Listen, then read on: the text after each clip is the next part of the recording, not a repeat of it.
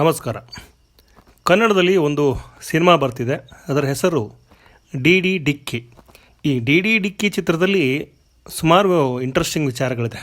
ಒಂದು ನೆನಪಿರಲಿ ಪ್ರೇಮ್, ಮತ್ತೊಂದು ಗೋಲ್ಡನ್ ಸ್ಟಾರ್ ಗಣೇಶ್ ಅವರ ಮಗ ಬಿಹಾನ್, ಹಾಗೆಯೇ ಈ ಚಿತ್ರದ ನಿರ್ದೇಶಕಿ ರಂಜನಿ ರಾಘವನ್, ಹಾಗೆಯೇ ಇಳೆಯರಾಜ. ಇವ್ರ ಬಗ್ಗೆ ಹೇಳಬೇಕು, ತುಂಬ ವಿಚಾರ ಇದೆ.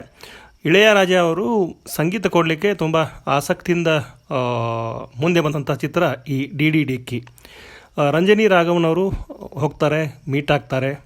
ಅದಾದ ಮೇಲೆ ಕತೆನ ಹೇಳು ಅಂಥೇಳಿ ಇಳೆಯರಾಜ ಹೇಳ್ತಾರೆ. ಆವಾಗ ರಂಜನಿ ರಾಘವನ್ ಹೇಳ್ತಾರೆ, ಕತೆ ಹೇಳಿ ಅವ್ರನ್ನ ಇಂಪ್ರೆಸ್ ಮಾಡ್ತಾರೆ. ಅದಾದ ಮೇಲೆ ಸ್ವತಃ ಇಳೆಯರಾಜ ಅವರು ಕತೆ ಕೇಳಾದ ಮೇಲೆ ಒಂದು ಪ್ರಶ್ನೆ ಕೇಳ್ತಾರೆ.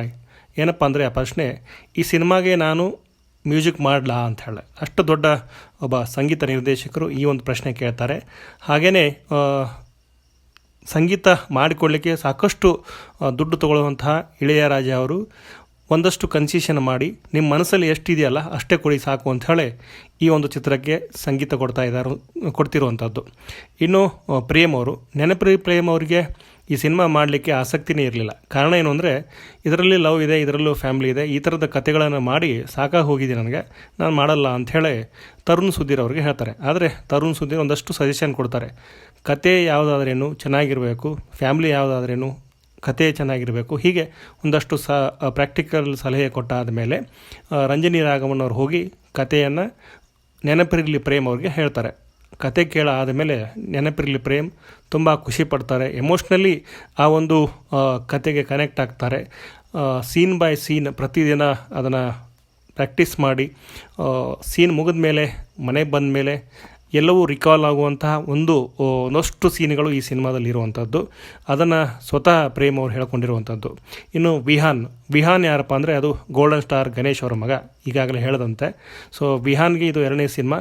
ಈ ಮೊದಲು ಒಂದು ಸಿನಿಮಾ ಮಾಡಿದ್ರು ಅವ್ರ ತಂದೆ ಜೊತೆಗೆ, ಅದಾದಮೇಲೆ ಇದು ಎರಡನೇ ಸಿನಿಮಾ ಅಂಥೇಳಿ ನಾವು ಹೇಳ್ಬೋದು.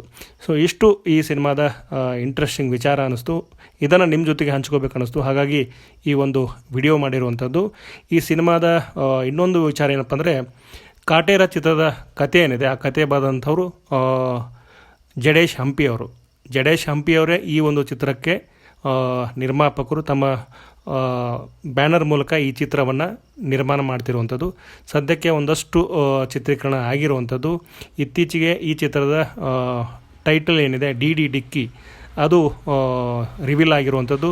ವಿಶೇಷವಾಗಿ ನೆನಪಿರಲಿ ಪ್ರೇಮ್ ಅವರ ಒಂದು ಜನ್ಮದಿನದಂದು ಈ ಒಂದು ಟೈಟಲ್ ರಿವೀಲ್ ಆಗಿದೆ. ಇಷ್ಟು ಈ ಸಿನಿಮಾಗೆ ಸಂಬಂಧಪಟ್ಟದ್ದು. ಮತ್ತಷ್ಟು ಇನ್ನಷ್ಟು ವಿಚಾರಗಳು ಸಿಗ್ತಾನೆ ಇರುತ್ತೆ, ಅದನ್ನು ನಿಮ್ಮ ಜೊತೆಗೆ ಹಂಚ್ಕೋತಿರ್ತೇನೆ ಅಂತ ಹೇಳ್ತಾ ಈ ಒಂದು ವಿಡಿಯೋ ನೋಡಿದ ಪ್ರತಿಯೊಬ್ಬರಿಗೂ ಧನ್ಯವಾದಗಳು.